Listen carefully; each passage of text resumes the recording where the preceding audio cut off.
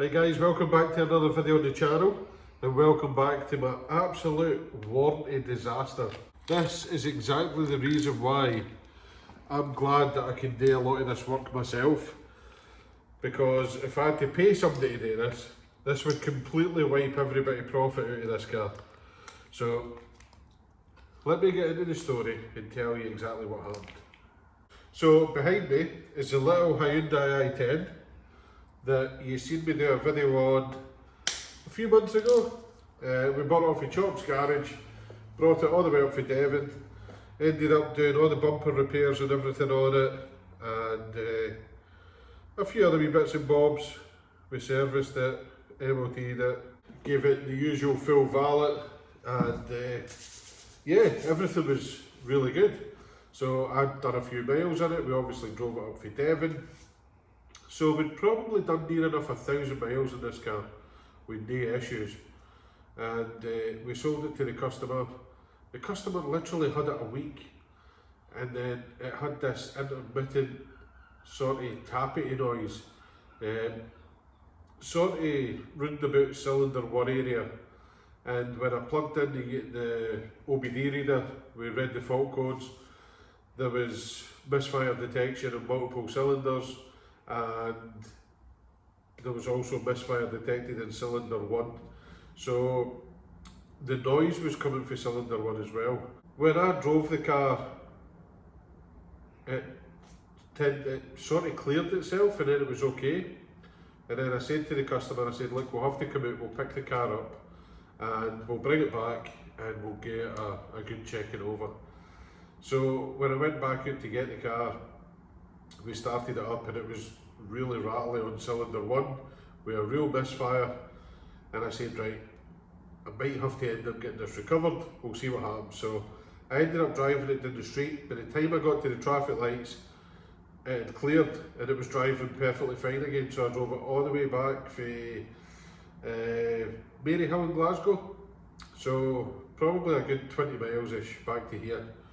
And it drove perfectly fine and it was fine ever since. So upon inspecting everything, coil packs were okay, plugs were okay, the fuel injector seemed okay. So there was a definite tappy noise for cylinder 1, and the misfire was caused by this tappy noise, because that was the only time you got the misfire. So I sort of narrowed it down to maybe a failing hydraulic lifter. So at that point I decided to get some hydraulic lifters.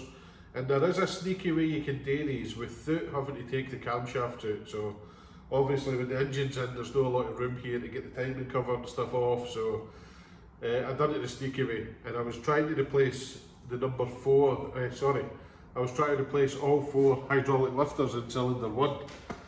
I managed to get 3 of them done, and then on the 4th one, I got it off, I replaced the lifter, and when I pressed the valve back down to try and get the tappet roller back on, the spring collets jumped off, the spring went flying, and the valve dropped it into the cylinder.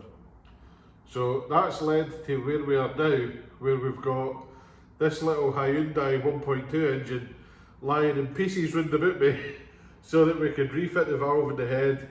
And then obviously I've decided at this point, with the camshafts out, we're doing the rest of the hydraulic lifters while it's safe to do so.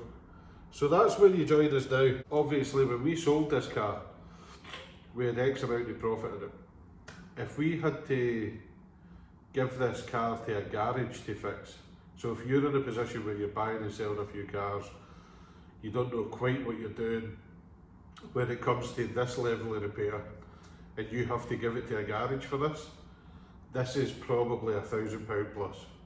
This is going to pretty much wipe out any profit you've got in a car.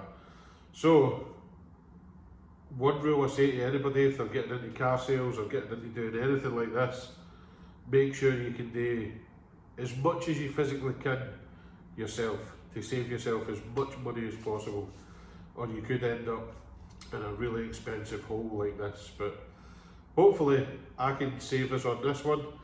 It's going to cost us probably £400 or £500 in parts, so we've taken a massive hit on the profit on the car, but hopefully by the end of it there should still be a little bit left in it. So let's get this back together. I've already cleaned up the head, I've already cleaned up the block. The new head gasket's here, so let's start putting it back together.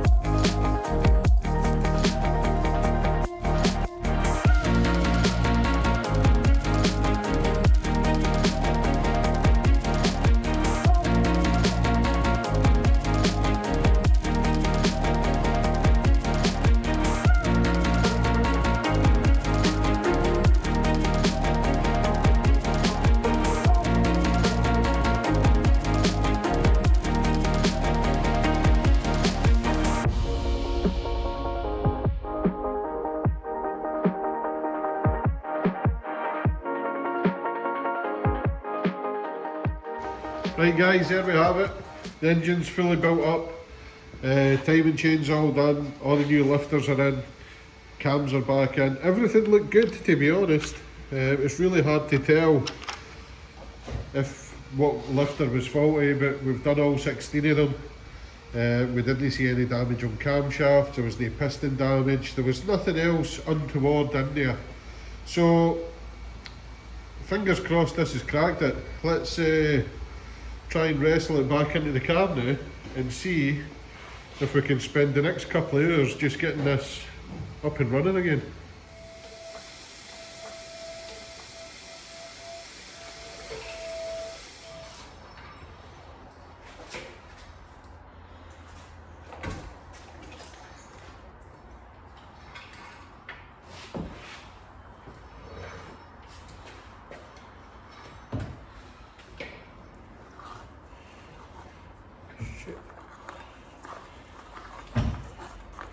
Yeah.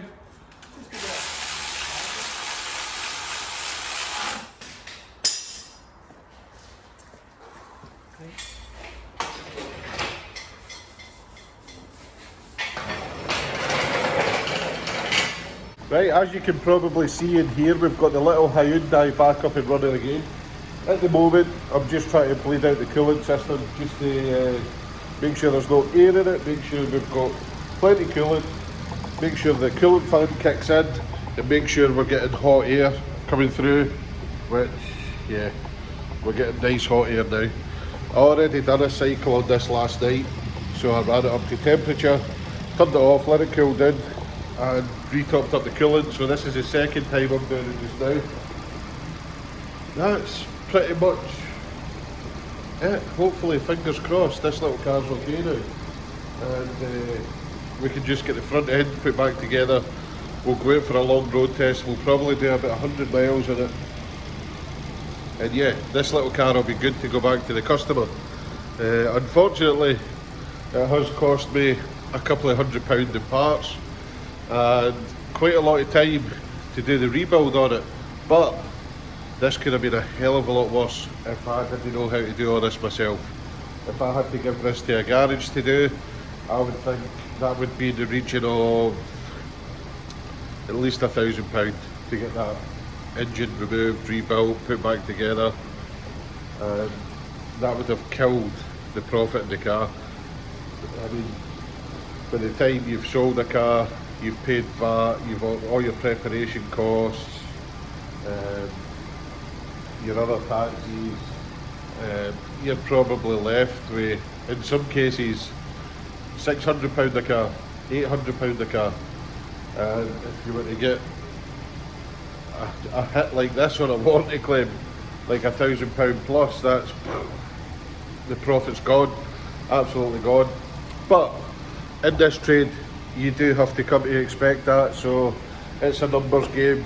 You want to be selling as many as you can, and hopefully every now and again you just get that one claim, or it goes through warranty wise. But this is the joys of doing your own warranty, so yeah. Sounds sweet, it sounds really good. Fingers crossed it's all good. So I'm going to pull the Astra over because you've probably seen in the other videos we've put out recently the Vauxhall Astra that we changed the tailgate and everything on. That's now sold, so you're going to see that in another video, but I need to pull it over, do a little bit of prep work on it because we're going to take it for MOT this morning. So I'll do that while this is ticking over and just try and multitask and just try and make the best use of my time. So I'm not going to film that now. We're only concentrating on the Hyundai in this video, but yeah, stay tuned because you'll see some more work getting done on the Astra.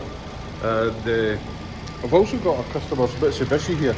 I've not really shown it, but this is in for a lot of work as well. I might do some Instagram posts and stuff on this, so if you want to see what's happening with this, make sure you go over to our Instagram page. It's Homebuild 2020, or sorry, I changed it, Homebuild Garage on Instagram.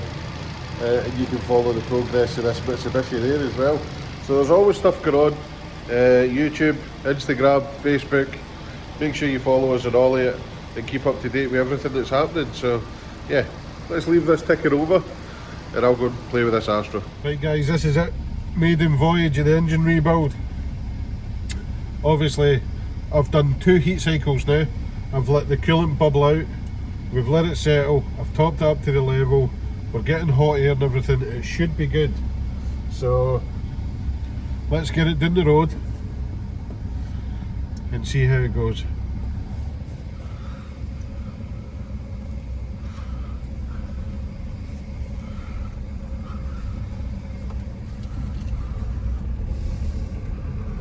Right, I didn't film too much of that because I wanted to pay attention to what the car was doing.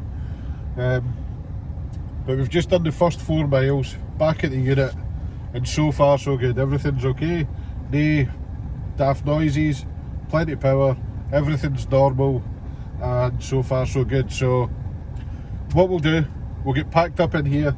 I've got a couple of invoices to do and then we're going to take this for a long run and we're going to try and put some miles on it. I'll take it home tonight, take it for a good run, see if we can put 80 sort of miles on it over the next day and hopefully get this back out to the customer fully cured and fixed with all the best intentions in the world. Hopefully we don't see it again in the near future. Right guys, it's the next morning and last night I stayed out for a bit and done probably about 85 miles in this. So now that it's cooled down and settled, I want to just check the levels. Coolant level's good, should be up to there. Just the heater and everything was working fine, but I just want to make sure everything's okay. Oil level still bang on. Everything visually is looking good. No signs of any leaks for the rocker cover or anything. I'll give this a proper check when we get back to the garage. We quick look underneath. I'm not seeing any leaks here either.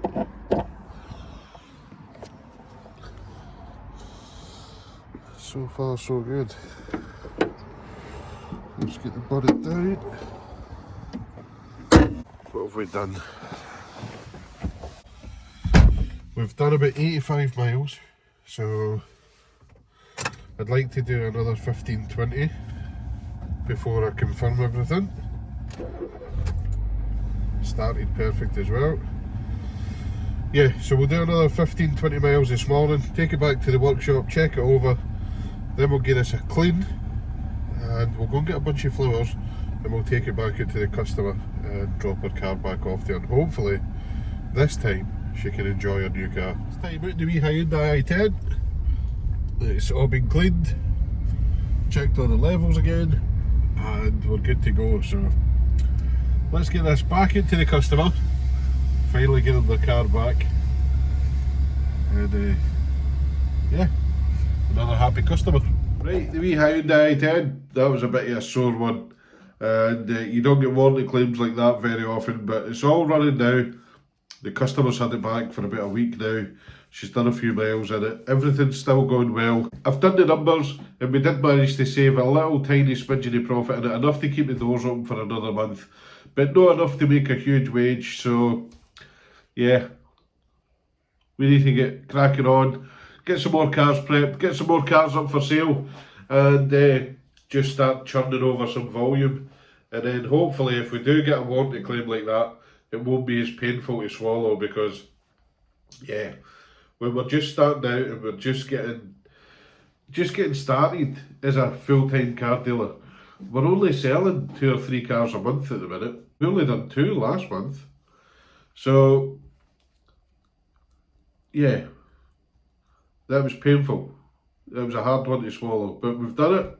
It's back with the customer, and all we need to do is go onwards and upwards for now. So we're coming into towards middle of November now. It's a wee bit quieter. I've not had many inquiries. I'm trying to do as many adverts as possible because we're coming into December, and generally after the first week of December, this trade dies a death. So it's going to be super quiet for the sort of last 3 weeks of December. No looking forward to it. Hopefully we'll make it through, come back in January, things will be super busy again, and we'll keep it going. But yeah, no more warranty claims until January, hopefully, fingers crossed. But anyway guys, thanks again for all your support, thanks for watching the channel, and we'll see you again in the next video.